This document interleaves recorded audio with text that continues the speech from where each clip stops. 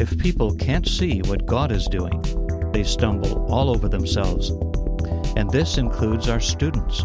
Without meaning and purpose, many just get by, and some not even that. When it comes to school, there's no shortage of what to learn. The shortage is why. For many students, it's meaning that's missing, deep meaning, the kind of meaning that motivates, beyond grades, future paychecks, and accolades.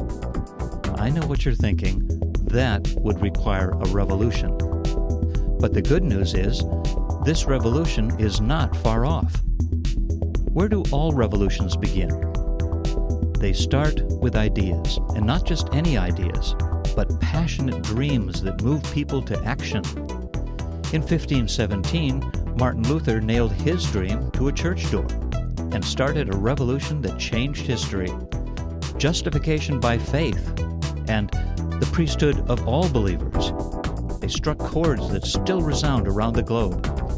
But Luther's revolutionary theology of work has faded. Luther denounced the sacred-secular divide that elevated the work of clergy to God's work and relegated the work of milkmaids to something less. He declared that milking cows is God's work too. Calvin carried Luther's teaching on work even further. By God's grace, Calvin turned Geneva, then called the smelliest city of Europe, into a model city by helping the citizens to see that work in all spheres of society, whether civil or economic or domestic, is God's work. Puritans carried the Protestant work ethic to the New World, where it fueled the development of a nation with the idea that a man's shop and his chapel are both holy ground. But over time, the sacred-secular divide returned. Today, it's the pastors and the missionaries who do God's work, not foremen or flight attendants.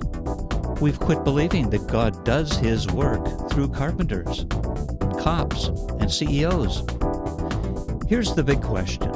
Do our students see their shop as holy ground? Their shop is the classroom and the home where they wash dishes and feed the dog. Yet how many see this work as the work of God? And how many of our students aspire to do God's work tomorrow as urban developers and homemakers?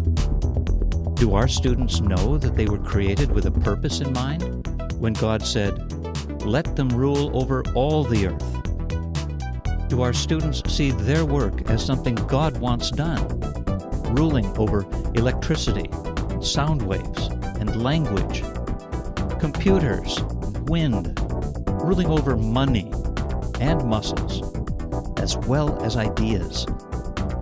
Imagine what would happen to any nation where citizens engaged in their work, whether artisan or doctor or geek, as the very work of God. What if the office were a place to apply one's faith? It would turn the world upside down, again.